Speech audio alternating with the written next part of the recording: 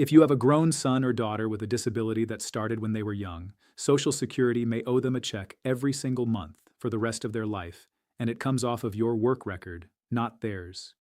And here's the part that keeps me up at night. Most families this applies to have never heard of it. Nobody at the disability office, nobody at the bank, nobody at the hospital ever pulled them aside and said the words. So the money just sits there, unclaimed, while the parents worry themselves sick about who will take care of their child after they're gone. Stay with me to the end, because the piece almost everyone gets wrong is what happens the day a parent retires or passes away. And getting that one thing right can be the difference between a child having nothing and a child being covered for good. Let me tell you what this benefit is called, in plain words, before we go any further. Social Security has a program for what they officially call a disabled adult child. Some offices call it childhood disability benefits. Same thing. And I want to clear something up right at the start because two wrong ideas keep people from ever looking into it. The first wrong idea is that this is only for kids. It is not. The word child here just means your son or your daughter, no matter how old they are now. Your child can be 40, 50, even 60 years old and still qualify. The second wrong idea is that your child has to have worked and paid in to get anything. Also wrong. This check is paid on your record, the parent's record, from all those years you worked and paid Social Security taxes. Your child may never have held a job a day in their life, and that is completely fine. I'm not a lawyer and I'm not with the Social Security office, so take this as a starting map, not legal advice. But I've watched too many families miss this, and I want you armed before you make one phone call. So before we go further, do me a favor. If you're watching and you have an adult child with a disability, type the word "here" in the comments. I want to see how many of you this touches, because I promise you the number is bigger than Washington wants to admit. Now, the one rule that decides everything. The disability has to have started before your child turned 22. That's the whole gate. It does not matter whether their condition was diagnosed at birth or after a car accident at 19 or from an illness in their teens. What matters is that it began before that 22nd birthday. If your child became disabled at 35, this particular door is closed, and I'll be honest with you about that because I'd rather you know now than get your hopes up. But if it started early, before 22, then your grown child is very likely sitting on a benefit tied to your lifetime of work, and most people have no clue. So who exactly qualifies? Let me lay it out simply. Your adult child needs 4 things to be true. They're 18 or older. Their disability began before age 22. Their condition is severe enough to meet Social Security's definition of disabled, meaning they can't do what Social Security calls substantial work. And this one trips people up, they have to be unmarried, at least in most cases. I'll come back to marriage in a minute because there's a trap there and there's also a way through it. But here's the catch that almost nobody understands, and it's the reason this money stays hidden for years. Your child cannot collect this until something happens to you, the parent. The benefit only switches on when one of 3 things is true. When you start collecting your own Social Security retirement, or when you start collecting Social Security disability yourself, or when you pass away. Until one of those 3 doors opens, the check isn't payable, even if your child has been disabled since childhood. That's why so many families miss it.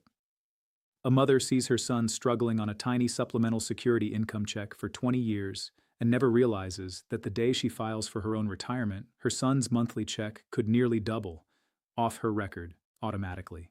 Nobody connects those 2 events for her. So let me connect them for you right now. The moment you claim, or the moment you pass, is the moment to ask about your child. Write that down. Let me show you what kind of money we're really talking about, because this is where it stops being abstract. While you're alive and drawing your own benefit, your disabled adult child can receive up to 50% of your full benefit amount. Once you pass away, that jumps to 75% of your benefit. Let me put real numbers on that. Say your full Social Security benefit is around $2,000 a month, which is close to what a lot of retirees get. While you're living, your son or daughter could draw roughly $1,000 a month on top of your check. And after you're gone, that rises to about $1,500 a month for the rest of their life. Read that again. After you're gone. This is the answer to the question that terrifies every parent of a disabled child. What happens to them when I'm not here anymore? For a lot of families, this is the answer. A check that keeps coming every month for life. And here's why this matters so much compared to what most of these adults are living on now. A huge number of disabled adults survive on supplemental security income. That's a needs-based check, and in 2026, the most the federal government pays on it is $994 a month. That's it. That's the ceiling. Now compare that to a disabled adult child benefit on a parent who earned a solid wage. It can be higher, sometimes much higher. And there's a second reason it's better that nobody explains. Supplemental security income is brutal about savings. Have more than $2,000 in the bank and you can lose it. The disabled adult child benefit isn't a poverty program. It's an earned benefit off your work record. It plays by friendlier rules. So switching a child from that small needs-based check to a benefit on a parent's record can genuinely change the quality of their whole life. Let me bring this down to one family so you can see how it actually plays out. Picture a father, 67, just about to file for his own Social Security. He's got a daughter, 41, who's had a serious intellectual disability since she was a little girl. For 20 years, she's been getting that small supplemental security income check, and he assumed that was all the system had for her. The day he files, someone at the office finally asks the right question. Was your daughter disabled before she turned 22? Yes. Did it ever stop? No. Within a couple of months, her check is no longer the small needs-based one. It's now half of his benefit, paid on his record. And the office tells him something that makes him sit down. When he passes, it won't stop. It'll go up to 75%, and it will keep coming to her for the rest of her life. He'd spent years lying awake, wondering who'd take care of her. The answer had been sitting in his own work record the whole time. She wasn't gaming anything. She was collecting exactly what his decades of work had already earned. There's something else about that switch from the small check to the bigger one that I want you to hear clearly, because it's where the real dollars live.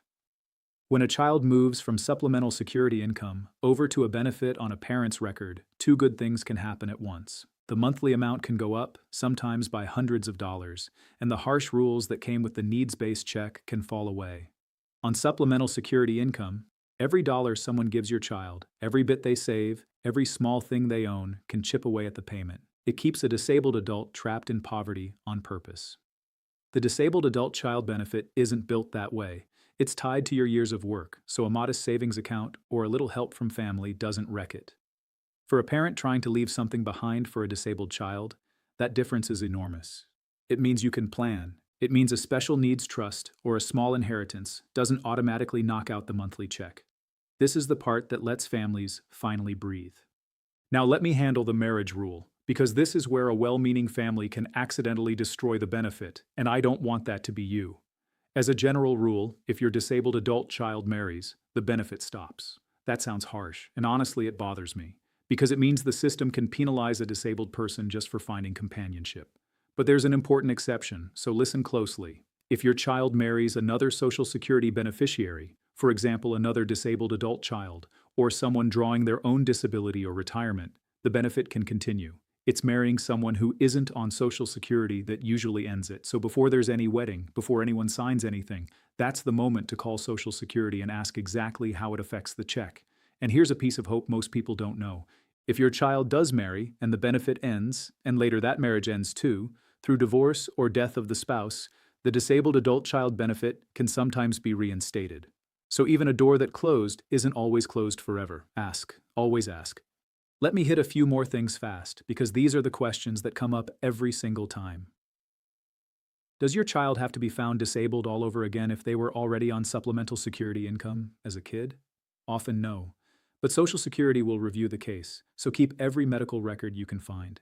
Does it matter which parent's record it comes off of? It comes off whichever parent starts collecting or passes first, and if both of you worked, they'll generally figure the higher benefit. What if your child works a little? They can, but there's a line. In 2026, if their earnings go above about $1,690 a month, Social Security usually treats that as substantial work and the check can stop. If your child is blind, that line is higher, around $2,830 a month. So a small job is often fine. A full-time wage usually is not. Know where that line sits before your child takes on more hours. And here is the single most important practical step, the one thing I want you to actually do. When you get ready to file for your own retirement or disability, or if a parent has passed, you have to specifically raise the disabled adult child. Do not assume the computer will catch it. Call Social Security at 1-800-772-1213 Or walk into your local office and say these exact words.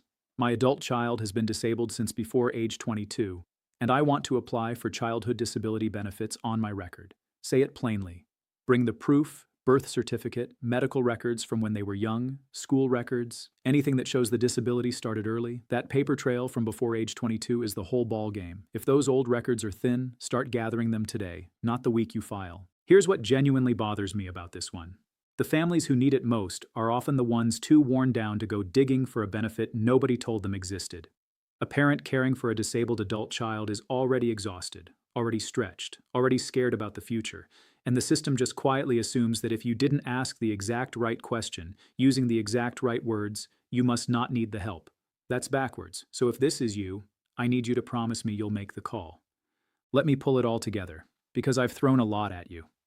The benefit is called Disabled Adult Child, sometimes Childhood Disability Benefits. It's paid on the parent's Social Security record, not the child's. The one hard rule is that the disability started before age 22. It only switches on when the parent retires, becomes disabled, or dies. While you're living, it's up to half your benefit. After you pass, it rises to 75%, and it can last your child's entire life. It usually beats the small supplemental security income check, and it doesn't punish savings the same way. Marriage can end it unless your child marries another beneficiary, and even a lost benefit can sometimes come back. And the whole thing only happens if someone actually asks for it, by name, at the office. The parents who get this for their child aren't luckier than you. They're not better connected. They just happened to hear the words, disabled adult child, before it was too late. Now you've heard them too. So do two things for me. First, if you know another family with a grown child who has a disability, send them this video today. It could be worth hundreds of thousands of dollars to that child over a lifetime, and they may have no idea it exists. Second, if this helped you, give it a like and subscribe to channel name, because this is the kind of thing I dig up that nobody else will tell you. Then leave me a comment and tell me. Did you already know Social Security paid a benefit on the parent's record like this, or is this the first time anyone's ever told you? I read them all. And if you want, I'll put together a simple plain English checklist of exactly what to bring to the Social Security office when you go, so you walk in ready and walk out with your child covered. Because the ones who get this aren't the ones with the most money. They're the ones who knew the right question to ask.